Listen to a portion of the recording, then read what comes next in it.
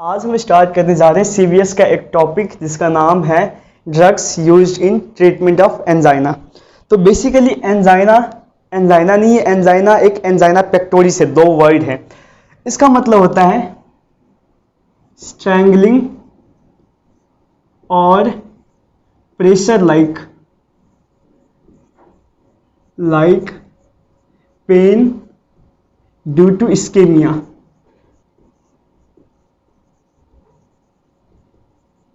ठीक है, मतलब स्ट्रैंगलिंग और pressure like pain due to ischaemia, ये बेसिकली पेक्टोरल रीजन में होते हैं, इसलिए हम इसको एंजाइना पेक्टोरिस भी कहते हैं। और ये जो है लेफ्ट आर्म और लेफ्ट साइड के नेक में भी रेडिएट करते हैं, और रेयरली जो है ये राइट साइड के पेक्टोरल रीजन में रेडिएट करते हैं। तो अब इसके बाद हम बात कर लेते हैं कि एंजाइना पेक्टोरिस जो है होते क्यों हैं। तो एक्चुअली हार्ट की जो है, अगर हम हार्ट बनाएं तो हार्ट की एक अपनी जो है ऑक्सीजन रिक्वायरमेंट होती है। ठीक है, अगर ये हार्ट है, हार्ट की अपनी एक ऑक्सीजन रिक्वायरमेंट होती है इसके कार्डियोमायोसाइट्स को सरवाइव करने के लिए, और जो कि कोरोनरी आर्टरीज के थ्रू जारी होती है, ब्लड के थ्रू। ठीक है, तो हार्ट की जो ऑक्सीजन डिमांड है ये हमारे में सप्लाई के बराबर होता है, मतलब डिमांड के बराबर सप्लाई हो रहा होता है, इसलिए हम नॉर्मल है, हमें कुछ नहीं होता। अगर ये डिमांड ज़्यादा हो जाए और सप्लाई उतना ना हो तो इसको हम कहते हैं कि उन बंदे को जो है एंजाइना हो सकता है या होता ही है। इसके बाद जो है आ जाते हैं हम ऑक्सीजन डिमांड, जो है ऑक्सीजन डिमांड को कंट्रोल करने वाले फैक्टर क्या है हार्ट में, तो वो उसकी हम बात कर लेते हैं। तो हार्ट में जो है ऑक्सीजन डिमांड को कंट्रोल करने वाला फैक्टर है, वो है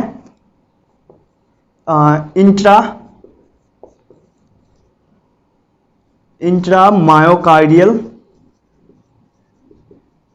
टेंशन। जो कार्डियक मायोसाइट है उसके अंदर की टेंशन जो है इसको कंट्रोल करती है, ऑक्सीजन डिमांड को। और इसको फर्दर कंट्रोल करने वाला जो है वो है, देखें फोर सिस्टोलिक फैक्टर है एंड 2 जो है डायस्टोलिक फैक्टर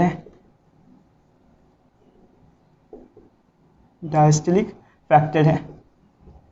ठीक है, तो अब देखें सिस्टोलिक फैक्टर में क्या क्या चीज़ आ जाती है जो कि कार्डियक मायोसाइट की टेंशन को कंट्रोल करती है। तो सबसे पहला है हार्ट रेट। अगर हार्ट रेट ज़्यादा होगा तो क्या होगा, टेंशन ज़्यादा होगा, टेंशन की वजह से ऑक्सीजन डिमांड ज़्यादा होगा। सेकेंड वन इज हार्ट की फोर्स। अगर वो ज़्यादा जोर से पंप करेगा तो ज़्यादा जो है उसमें टेंशन होगा और ज़्यादा डिमांड होगा, कम जोर से करेगा तो कम टेंशन कम डिमांड होगा। Third one is ejection time. अगर इजेक्शन टाइम ज़्यादा है, मतलब ज़्यादा देर लगाता है वो ब्लड को पंप करने के लिए, तो उसमें ज़्यादा प्रेशर, ज़्यादा टेंशन क्रिएट होगा, जिसकी वजह से ऑक्सीजन डिमांड ज़्यादा होगा। इसके बाद जो फोर्थ वन का नाम है टोटल पेरिफेरल रेजिस्टेंस। अब देखें, अगर ये एक हार्ट था, ये वेसल है, ठीक है, ये वेसल है। अब अगर इसकी रेजिस्टेंस ज़्यादा है तो हार्ट को जोर से पंप करना पड़ेगा ब्लड को इधर फ्लो करवाने के लिए। ठीक है, तो इसलिए अगर टीपीआर ज़्यादा है तो क्या होगा, मायोकार्डियल टेंशन ज़्यादा होगा, और मायोकार्डियल टेंशन ज़्यादा होने की वजह से ऑक्सीजन डिमांड कम होगा। तो ये सारे के सारे जो है इंट्रा मायोकार्डियल प्रेशर को बढ़ाता है। ऐसे ही हम देखते हैं डायस्टोलिक फैक्टर। तो डायस्टोलिक फैक्टर में जो है फर्स्ट है ब्लड वॉल्यूम, एंड अगर ब्लड वॉल्यूम ज़्यादा है तो क्या होगा कि जो है वेनस रिटर्न ज़्यादा होगा, जिसके वजह से जो है हार्ट की जो है इंट्रा मायोकार्डियल टेंशन ज़्यादा होगी एंड ऑक्सीजन डिमांड ज़्यादा होगा। And the second thing is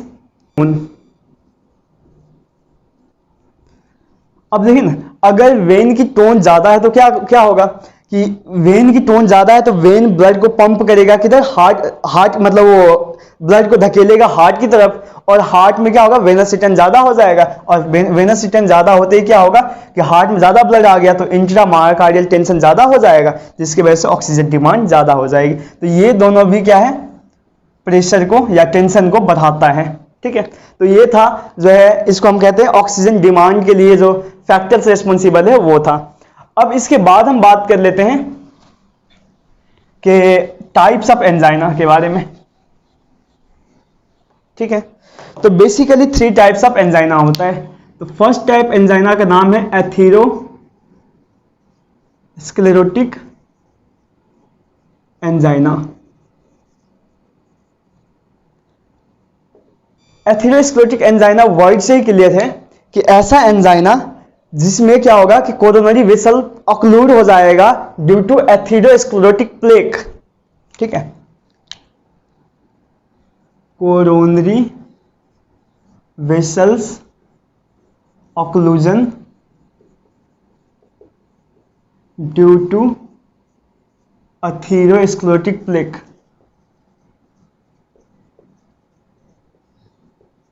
plague की वजह से।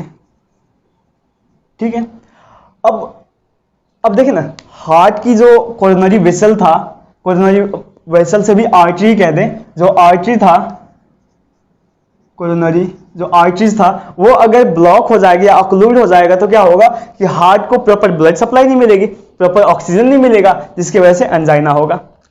ठीक है, अब इसमें एंजाइना क्यों हो जाता है इसको मैं मैकेनिज्म के थ्रू बताता हूं। तो अगर किसी बंदे कोई बंदा जो है वो कोई हैवी एक्सरसाइज कर रहा है, ठीक है, अगर कोई हैवी एक्सरसाइज कर रहा है तो हार्ट की वर्कलोड बढ़ जाएगा, हार्ट की वर्कलोड बढ़ गया। ठीक है, वर्कलोड बढ़ने की वजह से क्या होगा कि ऑक्सीजन डिमांड बढ़ जाएगी, कार्डियोमायोसाइट्स की डिमांड बढ़ गया, और डिमांड तो बढ़ गया लेकिन सप्लाई उतना ही है या इवन पहले से भी कम हो गया, तो डिमांड जो है सप्लाई जो है वो कम हो गया। अब ऑक्सीजन डिमांड ज्यादा है, सप्लाई कम हो गया, अब क्या होगा, हार्ट जो है एनारोबिक मेटाबॉलिज्म की तरफ जाएगा और वो क्या करेगा, lactate and other ischaemic changes जो है उसके लैक्टेट एक्युमुलेट करेगा और अदर इस्केमिक चेंजेस जो है नर्व टर्मिनल्स के पास, जो कि कार्डियोमायोसाइट्स के पास के करीब होता है, वहां पर ये चेंजेस आएगा। इसके वजह से क्या होगा, उस नर्व के पेन टर्मिनल्स होते हैं, मतलब पेन के लिए जो नर्व रिस्पॉन्सिबल है उसको स्टिमुलेट करेगा, जिसके वजह से पेन होगा, और यही तो पेन है जिसको हम कहते हैं एंजाइना पेक्टोरिस।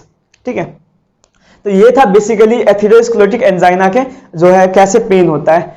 इसका कुछ और भी नाम है, वो हम देख लेते हैं। इसका एक नाम है टिपिकल और classic angina.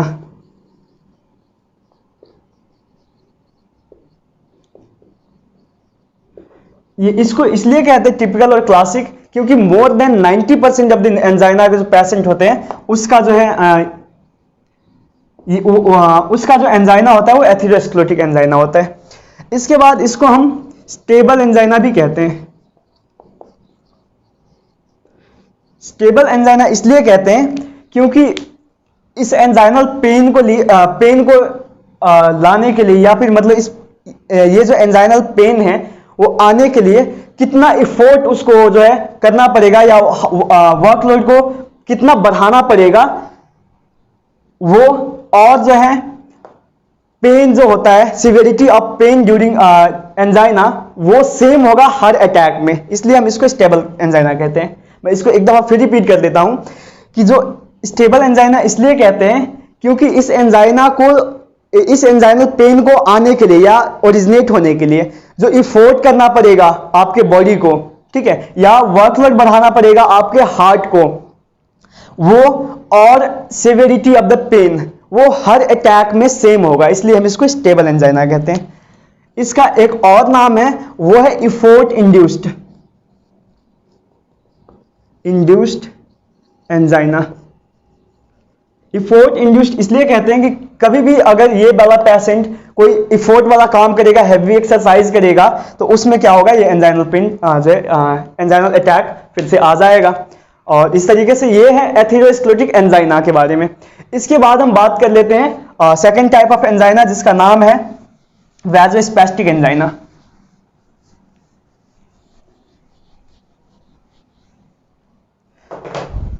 Second one is vasospastic angina.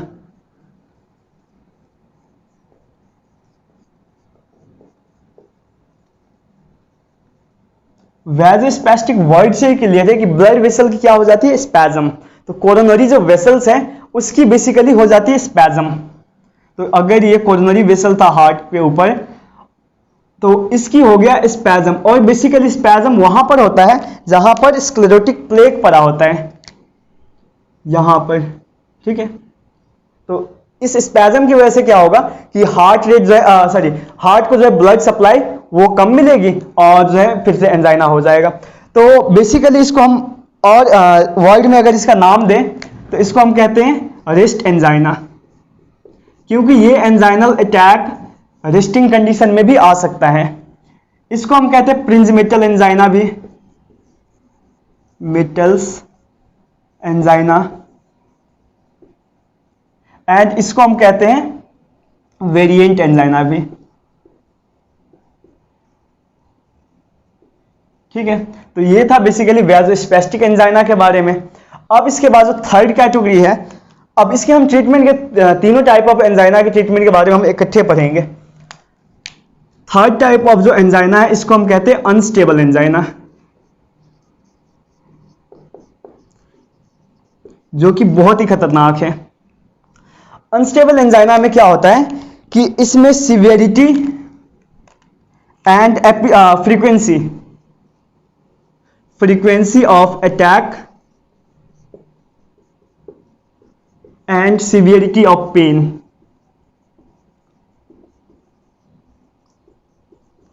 Each attack के बाद जो है मतलब बढ़ती जाती है, सिवियरिटी भी बढ़ती जाएगी और फ्रीक्वेंसी भी बढ़ती जाएगी, इसलिए हम इसको अनस्टेबल एंजाइना कहते हैं, ठीक है। इसका एक और नाम है, इसको हम क्रेस्केंडो भी कहते हैं, क्योंकि ये बढ़ती जा रही है इसलिए हम क्रेस्केंडो कहते हैं इसको, ठीक है। तो ये था बेसिकली टाइप्स ऑफ एंजाइना के बारे में और उसके डेफिनेशन के बारे में। अब हम आ जाते हैं असल टॉपिक, जो कि है drugs used in treatment of angina. तो अब देखें ना, ड्रग्स जितने भी हम देते हैं, मेनली 3 या 4 कैटेगरी ऑफ ड्रग देते हैं, तो उसकी एक ना अपनी स्ट्रैटेजी है। तो वो स्ट्रैटेजी पहले हम पढ़ लेते हैं।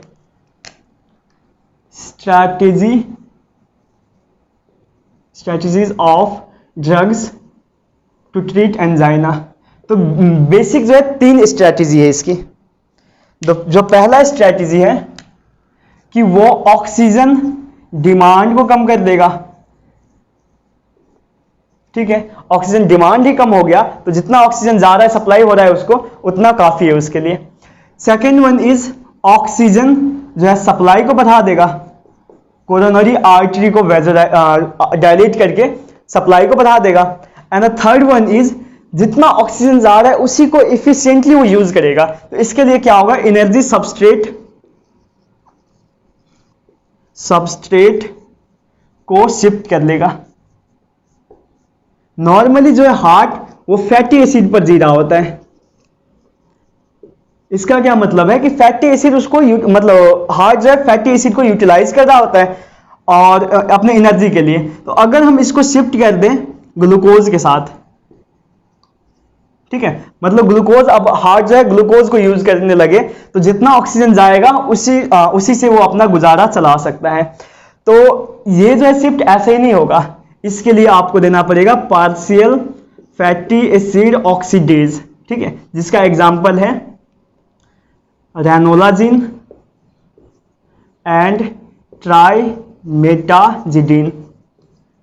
तो ये 2 ड्रग हैं जो कि पार्शियल फैटी एसिड ऑक्सीडेज जैसा काम करके जो है फैटी एसिड जो सबस्ट्रेट था उसको ग्लूकोज पे शिफ्ट कर देगा। तो इन 3 मैकेनिज्म के थ्रू वो काम करता है बेसिकली।